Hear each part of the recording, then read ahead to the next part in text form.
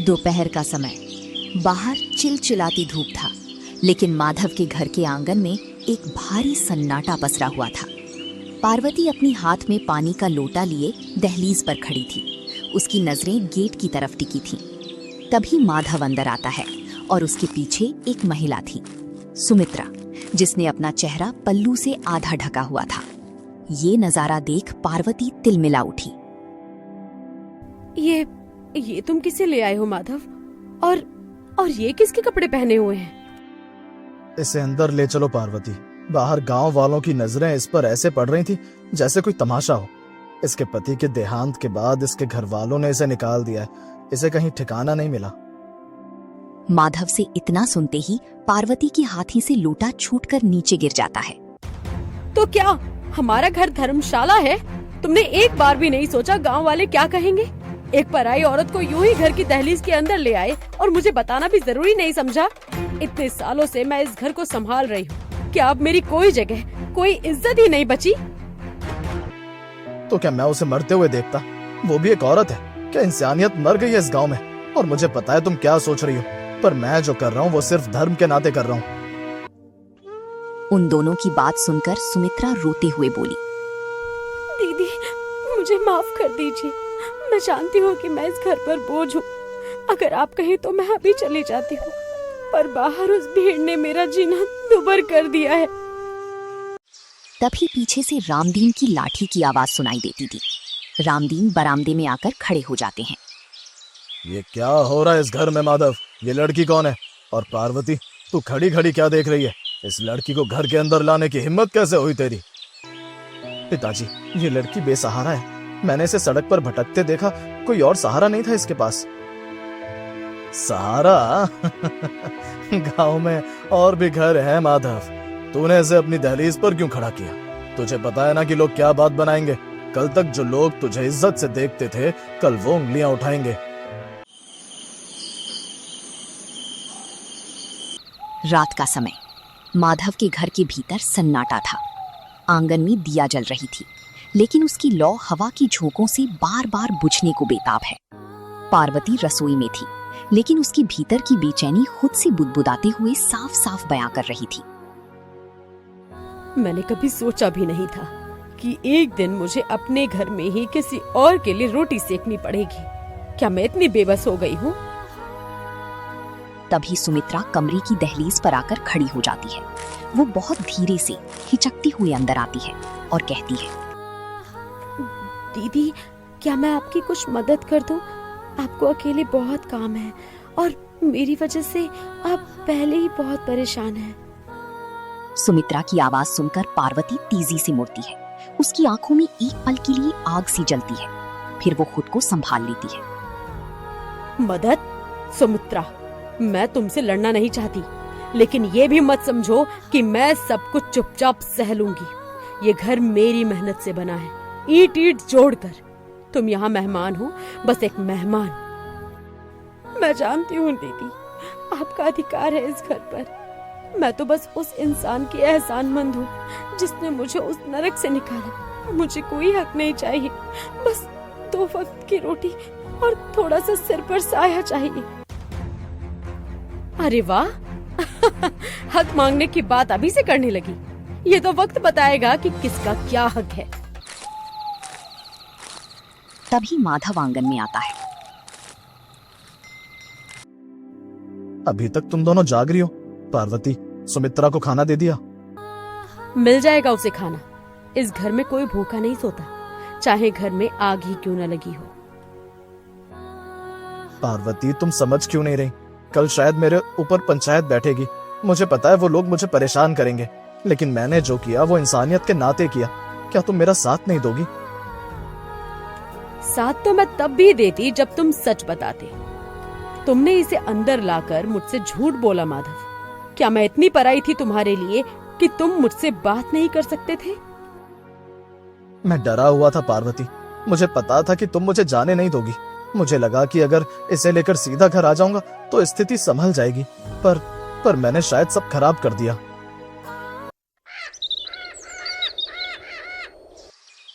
सुबह सुबह अचानक बाहर से किसी के चिल्लाने की आवाज आती है।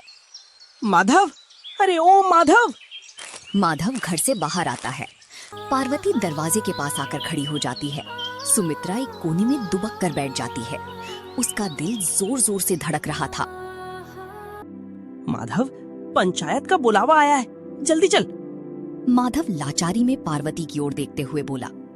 मैं जा रहा हूँ पार्वती, जैसा भी होगा, जो भी फैसला होगा मुझे मंजूर होगा, लेकिन याद रखना पार्वती, मैंने उसे सिर्फ पनाह दी है, कोई पाप नहीं किया। इंसान जब पाप करता है तो उसे एहसास नहीं होता माधव। पंचायत आज सिर्फ तुम्हारा फैसला नहीं करेगी, आज इस घर की इज्जत का सौदा होगा। जाओ, जाकर देख लो कि तुम्हारी इंसानियत तुम्हें कहाँ ले आई है। इतना बोलकर माधव पंचायत की ओर चल पड़ता है। उसके जाते ही दीदी, क्या वो मुझे निकाल देंगे? अगर पंचायत ने मुझे यहाँ से जाने को कह दिया तो मैं कहाँ जाऊंगी? मेरे पास तो अपना नाम तक नहीं बचा। लोग तो मुझे कलंकित कह रहे हैं। नाम? यहाँ औरत का नाम उसके पति से होता है। तुम तो अब भी किसी की यादों में बंधी हो, और मैं इस घर की मालकिन होकर भी आज बेनामी महसूस कर रही हूँ। चुपचाप बैठो सुमित्रा, बाहर जो शोर है वो मेरे कानों में जहर घोल रहा है। दीदी, अगर आज उनके साथ कुछ बुरा हुआ तो मैं यहाँ से चली जाऊंगी। मैं नहीं चाहती कि मेरी वजह से। चुप हो जा सुमित्रा, अब जाने का रास्ता बंद हो चुका है। अब जो होगा वो इस घर की नींव तय करेगा। उधर चौपाल पर पंचायत जुड़ गई थी। रामदीन पंचायत के बीचों बीच अपनी लाठी टेक कर खड़े थे। मुखिया जी अपनी ऊंची कुर्सी पर बैठे थे। माधव, इस पंचायत में तेरी काफी इज्जत रही है, पर आज तूने वो लकीर पार की है। तूने एक पराई औरत को, जो विधवा है, अपने घर में रखा है। गांव की औरतें कलंकित महसूस कर रही हैं। बोल, इसके पीछे तेरी क्या मंशा है? मंशा सिर्फ इंसानियत की है मुखिया जी। वो औरत असहाय थी, उसके घर वालों ने उसे निकाल दिया था। क्या हमारा गांव इतना पत्थर दिल हो गया कि एक बेसहारा को मौत के मुंह में छोड़ दे? इंसानियत घर की दहलीज पर आकर दम तोड़ देती है। माधव, तूने मेरी पगड़ी उछाल दी है, तूने पार्वती के साथ छल किया है। क्या तूने एक बार भी सोचा कि उस बेचारी पर क्या बीत रही होगी? इंसानियत का चोला ओढ़कर तू अपनी अय्याशी छिपा रहा है माधव। सब जानते हैं कि ऐसी औरतों को घर में रखने का अंजाम क्या होता है। या तो तू उसे अभी बाहर निकाल, या फिर गांव का हुक्का पानी बंद करने के लिए तैयार हो जा। माधव कुछ बोलने ही वाला होता है कि अचानक भीड़ को चीरती ही पार्वती वहां पहुंचती है। भी खड़ी थी, बस अभी उसके सर पर कोई पल्लू नहीं था। ये नजारा देखकर पूरी चौपाल में सन्नाटा छा जाता है। पंचायत में औरतों को बोलने की इजाजत तो नहीं होती, लेकिन आज बात मेरे घर की है। सब दंग रह जाते हैं। माधव हैरान होकर उसे देखता है। पार्वती की आंखों में आंसू नहीं, बल्कि एक अजीब सी आग थी। आप लोग पूछ रहे हैं कि इसे घर में क्यों रखा? मैं बताती हूँ। क्योंकि इस घर का मर्द इतना कमजोर है कि उसे पराई औरत का दुख अपने घर की शांति से बड़ा लगने लगा। लेकिन आज मैं भी एक फैसला चाहती हूँ। पार्वती, तुम क्या कर रही हो? अगर ये औरत कलंकित है तो गांव का हर फैसला मुझे मंजूर है, पर पहले ये साबित करो कि इसने क्या गुनाह किया है। क्या किसी विधवा को जीने का हक नहीं है? पार्वती बोल ही रही थी कि अचानक सुमित्रा वहीं गिर पड़ती है। वो बेहोश हो गई थी। कोई वैद्य को बुलाओ। सुमित्रा, सुमित्रा आके खोलो। कुछ ही पल में गांव के वैद्य आते हैं। वे सुमित्रा की नब्ज देखते हैं। माधव, इसे घबराहट के कारण बेहोशी नहीं आई है। ये बहुत दिनों से भूखी है और शरीर में खून की भारी कमी है। इसके अलावा इसके पेट में जो जख्म है वो इसे किसी ने बहुत बुरी तरह मारा है। पूरे चौपाल पर सन्नाटा छा जाता है। लोग एक दूसरे को देखने लगते हैं। जख्म? कैसे जख्म वैद्य जी? वैद्य जी ने सुमित्रा के कपड़े को हल्का हटाकर दिखाते हुए बोला, देखो, ये सिर्फ निशान नहीं है, ये उसकी तकलीफ की कहानी है। यहाँ देखो, ये जलने के घाव और ये लाठियों के निशान। ये किसी विधवा की जिंदगी नहीं हो सकती। ये तो किसी बेबस इंसान के साथ किया गया जुल्म है, जिसे जीते जी इंसान समझा ही नहीं गया। वैद्य जी की बात सुनकर पार्वती की आंखें फैल जाती हैं। वो सुमित्रा के हाथ को देखती है जो कांप रहा है। सुमित्रा धीरे से आंखें खोलती है। उसकी नजरें सीधा माधव के चेहरे पर टिकती हैं। फिर वो पार्वती को देखती है। दीदी, आप इनसे मत लड़िए। मैं तो बस मौत का इंतजार कर रही थी। मुझे घर से इसलिए नहीं निकाला गया कि मैं विधवा थी। मुझे इसलिए निकाला गया क्योंकि मैंने उनके काले धंधे का विरोध किया था। मैं पुलिस के पास जा रही थी। सुमित्रा की बात सुनकर सब चौंक जाते हैं। काले धंधे? क्या मतलब? सच सच बता, कौन से धंधे की बात कर रही है तू? गांव में ऐसा क्या हो रहा है जो हमें नहीं पता? गांव के बाहर जो जंगल का इलाका है, वहाँ रात को गाड़ियाँ आती है, नशीली चीजों का व्यापार होता है। उसमें आपके ही भतीजे का हाथ है। जब मैंने विरोध किया तो उन्होंने मुझे जान से मारने की कोशिश की। मेरे पति की हत्या भी उन्होंने ही की थी, क्योंकि वो सब जानते थे। चौपाल पर जैसी बिजली गिर गई हो। मुखिया जी का चेहरा सफेद पड़ गया। पार्वती अब सुमित्रा के पास बैठ गई। उसने सुमित्रा का सिर अपनी गोद में लिया था। अब उसके चेहरे पर नफरत नहीं, बल्कि एक अजीब सी सहानुभूति थी। सुना सबने? ये थी मेरी इंसानियत। ये बेचारी औरत अपनी जान बचाकर मेरे दरवाजे पर आई थी और तुम लोग इसे कलंकित कह रहे थे। तुम लोगों की मानवता कहाँ मर गई थी जब इसके पिता को मार दिया गया? भीड़ में खलबली मच जाती है। पार्वती खड़ी होती है। उसकी आवाज में अब एक अधिकार सुनाई दे रही थी। डरो मत सुमित्रा, आज तुम मेरे घर में नहीं, मेरी पनाह में हो। माधव, इसे घर ले चलो। अब पंचायत फैसला नहीं करेगी, अब सच फैसला करेगा। माधव सुमित्रा को उठाकर वापस घर की ओर चलने लगता है। पार्वती पीछे मुड़कर मुखिया जी की ओर देखती है। उसकी आंखों में एक ऐसी चुनौती दिखाई दे रही थी जिसे देखकर मुखिया जी अपना सिर झुका लेते हैं। लेकिन घर पहुंचते ही पार्वती का मन फिर से डोलने लगता है और अपने मन में फिर से सोचने लगी है। मैंने उसे बचा तो लिया, लेकिन क्या मैं अपनी जगह उसे अपने घर में हमेशा के लिए देख पाऊंगी? ये घर अब बदल चुका है और मैं भी।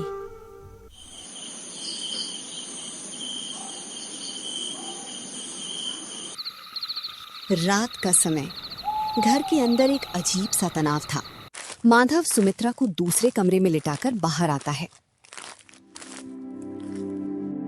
पार्वती, आज तुमने बहुत बड़ा काम किया।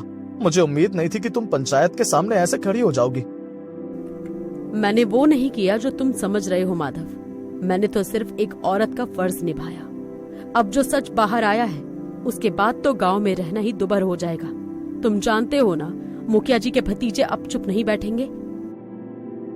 जानता हूँ पार्वती, लेकिन अब पीछे हटने का रास्ता भी नहीं है। सुमित्रा ने जो कहा वो पूरे गांव को एक नई आग में झोंकने वाला है। पर क्या तुम अब भी सुमित्रा को लेकर वैसी सोच रखती हो? सोच? तुम मुझसे सोच पूछ रहे हो माधव? एक तरफ मेरा सुहाग है और दूसरी तरफ एक ऐसी औरत जिसे तुमने इंसानियत के नाम पर मेरे घर में बिठाया है। क्या तुम्हें वाकई लगता है कि मेरी जगह इस घर में अब सुरक्षित है? पार्वती, मैं तुम्हें कभी नहीं छोड़ सकता। तुम मेरी जीवन संगिनी हो। पर सुमित्रा, वो अब इस लड़ाई की गवाह है। अगर वो चली गई तो हम उसे खो देंगे और वो गुनहगार आजाद घूमते रहेंगे। तभी अंदर वाले कमरे से सुमित्रा की कराहने की आवाज आती है। पार्वती और माधव दोनों झटके से उठते हैं। पार्वती सुमित्रा के कमरे की ओर बढ़ती है, लेकिन दरवाजे पर रुक जाती है। वो देखती है कि सुमित्रा दर्द में है। भगवान, मुझे क्यों बचाया? जिस घर में मुझे पनाह मिली, वही मैं दीदी के लिए जहर बन गई हूँ। पार्वती बाहर खड़ी ये सब सुन रही थी। उसके दिल में ममता का एक कोना अभी भी बाकी था। चुप हो जाओ सुमित्रा, जहर तुम नहीं, हालात बने हैं। अचानक पार्वती की आवाज सुनकर सुमित्रा हड़बड़ा कर देखती है। दीदी, आप यहाँ? सो जाओ सुमित्रा, तुम्हारी हालत ठीक नहीं है, पर याद रखना, आज मैंने तुम्हें पंचायत से बचाया है, लेकिन कल अगर इस घर की शांति भंग हुई तो शायद मैं तुम्हें खुद बाहर निकाल दूं। ये कोई एहसान नहीं, सिर्फ मेरी मर्यादा की रक्षा है। इतना बोलकर पार्वती बाहर निकल आती है। अंधेरे में उसे माधव खड़ा दिखाई देता है। घर के बाहर से कुत्तों की रोने की आवाज आ रही है, जैसे कोई अनहोनी होने वाली हो। पार्वती, मुझे डर लग रहा है। मुखिया जी के लोग आधी रात को कुछ भी कर सकते हैं। डरना उन्हें चाहिए जिन्होंने पाप किया है माधव। हमने तो बस सच का साथ दिया है। पर एक बात याद रखना, अब इस घर में मैं और तुम अकेले नहीं रहे। अब हम 3 हैं और ये 3 वाला रिश्ता इस घर को या तो स्वर्ग बनाएगा या राख। वो अपने कमरे में चली जाती है। माधव वहीं खड़ा रह जाता है। आधी रात बीत चुकी थी। घर के चारों तरफ सन्नाटा था। सुमित्रा, जो दर्द में थी, अचानक अपनी जगह से उठती है और वो बिस्तर के नीचे से एक पुरानी पोटली निकालती है और वो लंगड़ाती हुई खिड़की से बाहर आंगन की ओर बढ़ती है। पार्वती, जिसे नींद नहीं आ रही थी, पानी पीने के लिए उठी। उसकी नजर सुमित्रा की परछाई पर पड़ी। वो दंग रह गई। वो चुपचाप साई की तरह सुमित्रा का पीछा करने लगी और मन ही मन सोचने लगी।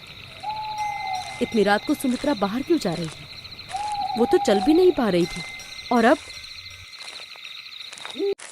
सुमित्रा सीधे गायों के खूंटे के पास जाती है और वहां जमीन खोदने लगती है। कुछ ही देर में वो एक लोहे का बक्सा निकालती है। वो बक्सा खोलती है और उसके अंदर से कुछ कागजात और एक फोटो निकालती है। फोटो को देखते ही उसके चेहरे पर एक कड़वी मुस्कान आ जाती है। तभी पार्वती सामने आकर खड़ी हो जाती है। ये क्या है सुमित्रा? और तुम तो बिल्कुल ठीक चल रही हो। क्या वो सब नाटक था? सुमित्रा झटके से पीछे मुड़ती है। उसकी आंखों में अब वो बेचारी विधवा वाली मासूमियत नहीं थी। दीदी, आप अभी तक जागी हुई हैं? सच्चाई बताओ, ये सब क्या है? तुम कौन हो और यहाँ क्या करने आई हो? माधव तो तुम्हें बेसहारा समझ कर लाया था, पर तुम तो कुछ और ही। बेसहारा? हाँ, मैं बेसहारा थी, पर मैं कमजोर नहीं थी। दीदी, आप जिसे अपना पति मानती हैं, जिस माधव को आप सीधा साधा किसान समझती हैं, क्या आप जानती हैं कि 10 साल पहले उसने क्या किया था? सुमित्रा की बाली सुनकर पार्वती सन्न हो जाती है। तुम माधव के बारे में क्या जानती हो? सुमित्रा कागजात पार्वती के हाथ में थमाते हुए कड़वी आवाज में बोली, ये देखिए, ये जमीन के कागजात हैं और ये वो FIR है जो 10 साल पहले मेरे पिता ने माधव के खिलाफ करवाई थी।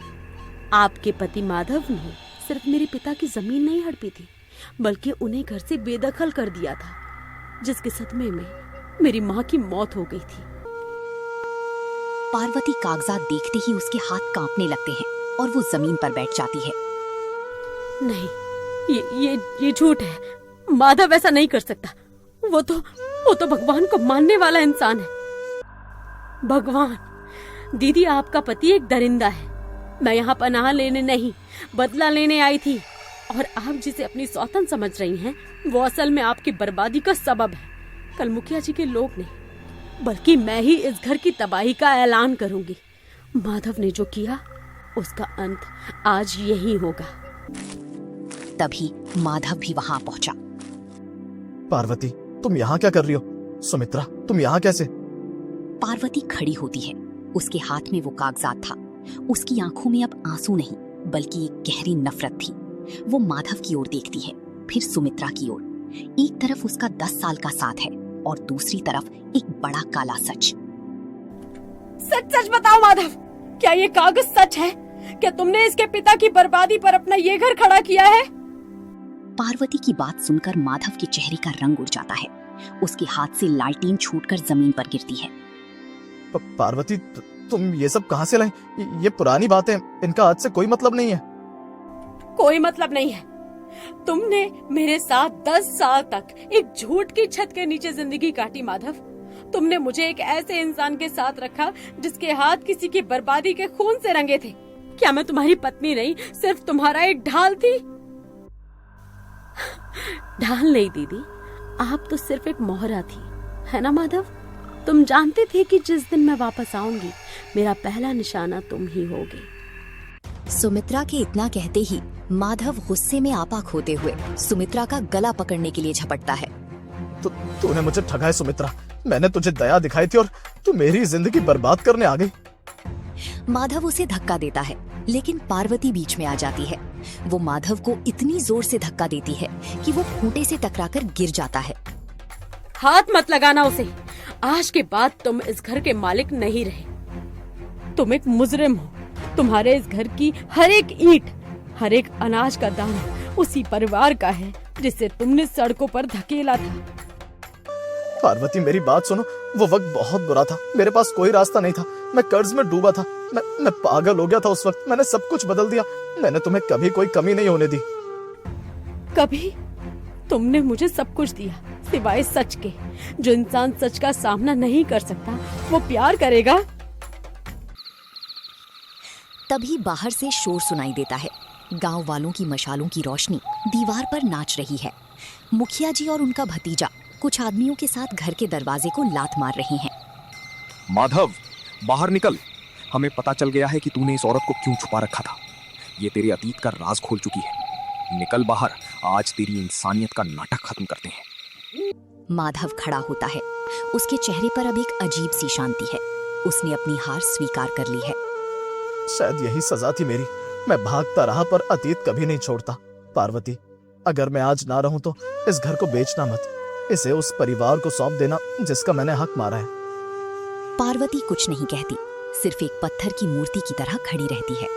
उसे समझ नहीं आ रहा कि वो क्या करे, नफरत करे या उस इंसान पर तरस खाए जिसे उसने 10 साल अपना सब कुछ माना था। क्या सोचता था माधव? तूने हम सबको अपनी इंसानियत के नाम पर बेवकूफ बनाया। आज पंचायत का फैसला होगा। जो करना है कर लो मुखिया। मैंने 10 साल पहले जो पाप किया था, आज उसकी सजा मिलने का वक्त आ गया। मैं अपनी गलती मानता हूँ। पार्वती अचानक बीच में आती है और मुखिया का हाथ माधव के कॉलर से हटा देती है। ये कानून का मामला है। अगर माधव गुनहगार है तो पुलिस उसे ले जाएगी। आप लोग कौन होते हैं फैसला करने वाले? और रही बात इस घर की, तो सुन लो, कल सवेरे ये घर उस परिवार के नाम हो जाएगा जिनका हक माधव ने छीना था। भीड़ खामोश हो जाती है। पार्वती की बातों में एक ऐसी सच्चाई है कि कोई कुछ नहीं बोल पाता। मुखिया अपना सिर झुकाकर वहां से चले जाते हैं। अगली सुबह सूरज की पहली किरण घर के उस आंगन में पड़ रही है जहां कल तक नफरत की आग सुलग रही थी। माधव पुलिस के साथ बाहर जा रहा है। वो एक बार मुड़कर पार्वती को देखता है। मुझे माफ कर देना पार्वती। मैंने तुम्हें कभी नहीं पाया, बस तुम्हें एक झूठ में कैद रखा। जो झूठ से शुरू हुआ वो झूठ पर ही खत्म होगा माधव। अब बस मेरी शांति बची है। पुलिस माधव को ले जाती है। घर एकदम खाली हो गया है। सुमित्रा अपनी पोटली उठाकर दरवाजे की ओर बढ़ती है। वो रुकती है और पार्वती की ओर देखती है। दीदी, मुझे लगा था बदला लेने से सुकून मिलेगा, और आपको बर्बाद करके मुझे सिवाय खालीपन के कुछ नहीं मिला। मुझे माफ कर दीजिए। बदला लेने की आग ने हमें भी जलाया और तुम्हें भी सुमित्रा। अब तुम यहाँ से जाओ और एक नई शुरुआत करो। ये घर अब किसी का नहीं है। सुमित्रा वहां से चली जाती है, लेकिन पार्वती वहां अकेली उस आंगन में खड़ी थी। वो अपनी रसोई की ओर जाती है जहां कल तक वो दूसरों के लिए खाना बनाती थी। वो चूल्हे को बुझाती है और पगडंडी की तरफ निकल जाती है। उम्मीद है ये कहानी आपके दिल को छू गई होगी। अगर इसने आपके दिल में जरा सा भी एहसास जगाया हो तो इस वीडियो को लाइक करें, अपने दोस्तों के साथ शेयर करें और ऐसी ही दिल को छू जाने वाली कहानियों के लिए चैनल को सब्सक्राइब करना ना भूलें।